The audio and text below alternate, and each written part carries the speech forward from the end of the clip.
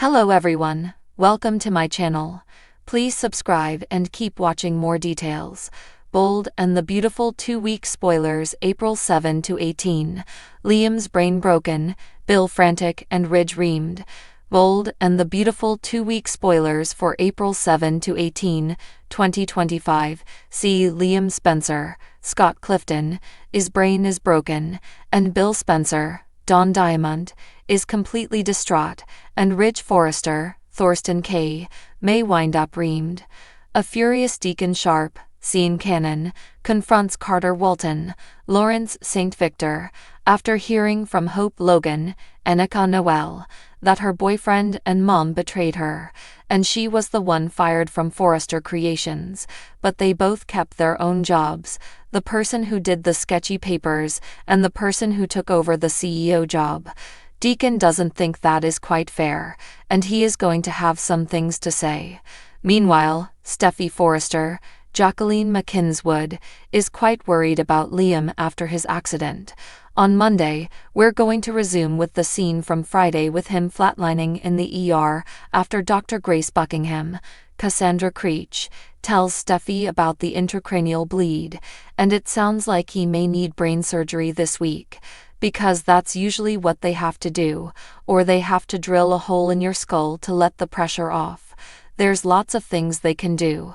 Brooke Logan, Catherine Kelly Lang, keeps working on Ridge about their destiny and relenting on choosing Taylor Hayes, Rebecca Budig, but Ridge isn't going to back down off of that or on Hope's firing. Tuesday, April 8th, Liam wakes up in the hospital and finds out that Steffi has been at his side this entire time.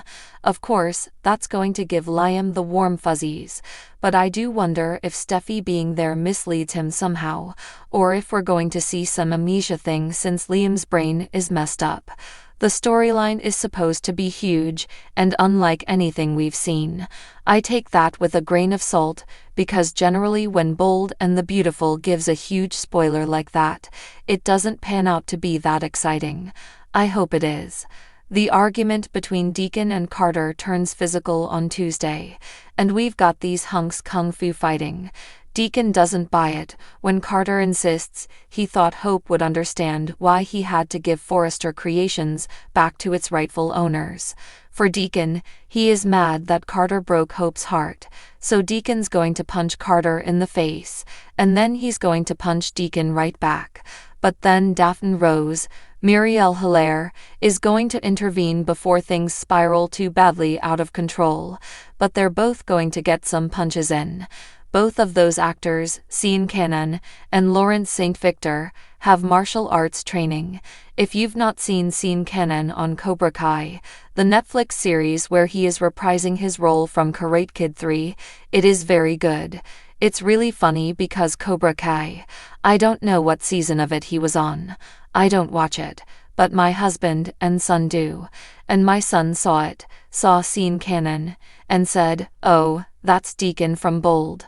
I was like, yeah, it is.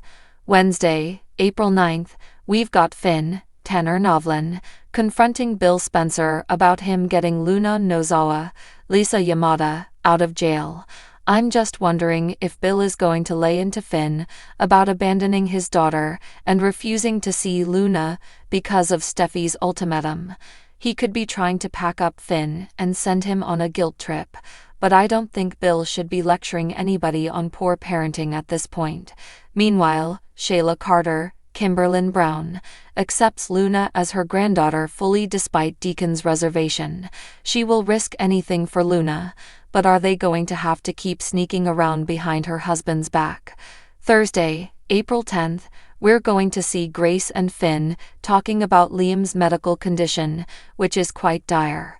And there may be something more going on with his brain condition, amnesia, repeat issues from all those concussions he's had. He's had at least 5 traumatic brain injuries since 2010, by the way, if you're keeping track, and his life may be at risk. Some of his brain cells may be at risk, and I wonder if Finn is going to be in a difficult position where he knows something about Liam's health, but he has to keep it from Steffi, because he can't just tell her, unless there's a specific document, that Liam has signed saying, yeah, she's my medical proxy, or she's got authorization on the whole IPA thing. Meanwhile, Daphne tries to get Carter to face that it's the end of his relationship with Hope Logan, and is going to see if she can get him to move on with her. I think she will succeed. 11th, Taylor catches Brooke plotting to seduce Ridge. Brooke is flaunting her body in lingerie at the office, which, to be fair, they do have a bedroom line. She's hoping that it's Ridge walking in, but it is Taylor who busts her. And I would expect Brooke to insist this is about Ridge's design work on Brooke's bedroom, but Taylor knows what she's up to. Electra Forrester, Lania Grace, and Will Spencer, Crew Morrow, are making out at work and discussing the next steps in their relationship.